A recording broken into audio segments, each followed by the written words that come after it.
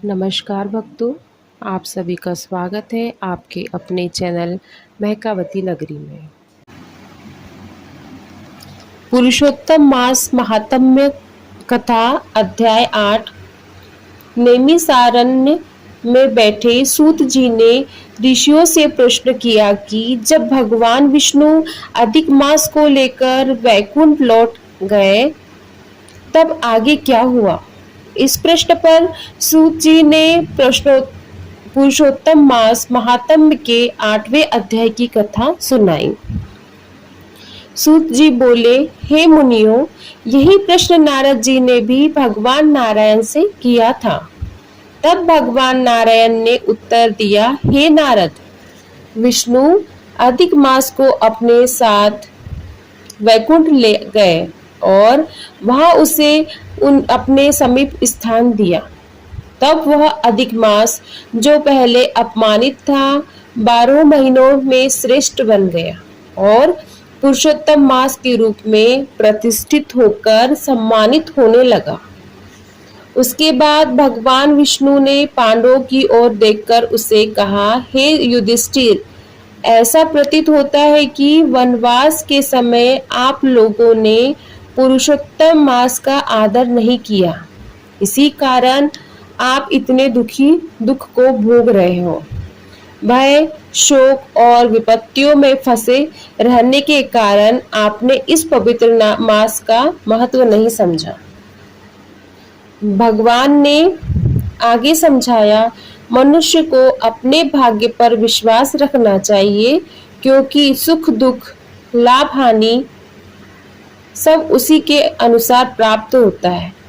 परंतु एक और कारण भी है जिसके कारण तुम्हें यह कष्ट सहना पड़ रहा है।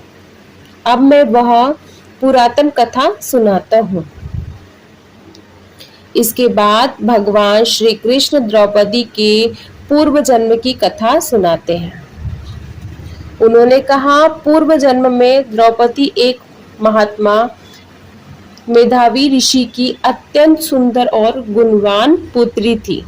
वह रूप, विद्या और गुण में निपुण थी और अपने पिता की अत्यंत प्रिय थी, किंतु उसके मन में एक चिंता थी, उसे योग्य पति और संतान कैसे प्राप्त होगा। समय बीतता गया परंतु उसका विवाह नहीं हो सका।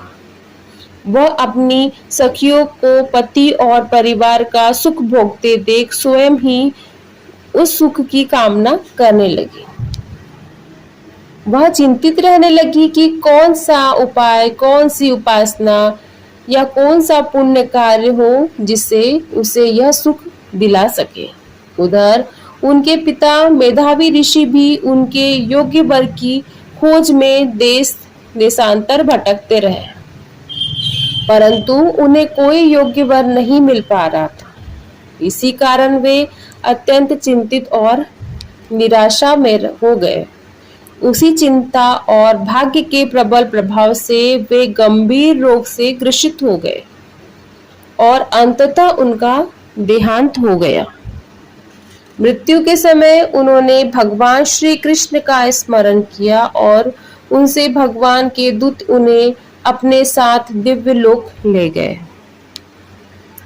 अपने पिता की मृत्यु को देखकर वह कन्या अत्यंत दुखी हुई और वह विलाप करने लगी, हे पिताजी, अब मैं अनाथ हूँ, मेरी रक्षा कौन करेगा, मेरा पालन पोषण कौन करेगा। वह अपने पिता के शरीर को गोद में लेकर रोती रही। उसका करुण विलाप सुनकर आसपास की मुनि वहां आए और उन्हें विधि पूर्वक मेधावी ऋषि का अंतिम संस्कार किया।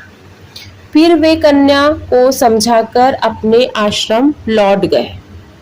वह कन्या अकेली दुख से व्याकुल होकर उसी वन में रहने लगी। पिता के वियोग का दुख उसे भीतर ही भीतर जलाता रहा। वह न तो ठीक हो पा रही थी और न ही शांत रह पा रही थी। जैसे बछड़े के वियोग में गाय व्याकुल होती थी, वैसे ही वह शोक में डूबी रहती थी। इसी प्रकार 8वें अध्याय में द्रौपदी पूर्व जन्म की करुण कथा का आरंभ होता है, जिससे यह समझ आता है कि वर्तमान जीवन के दुखों का संबंध उसके पूर्व जन्म के कर्मों से होता है। यह कथा आगे बताती है कि कैसे पुरुषोत्तम मास का पालन जीवन के दुखों को दूर करने का उपाय बताता है। पुरुषोत्तम मास महात्मा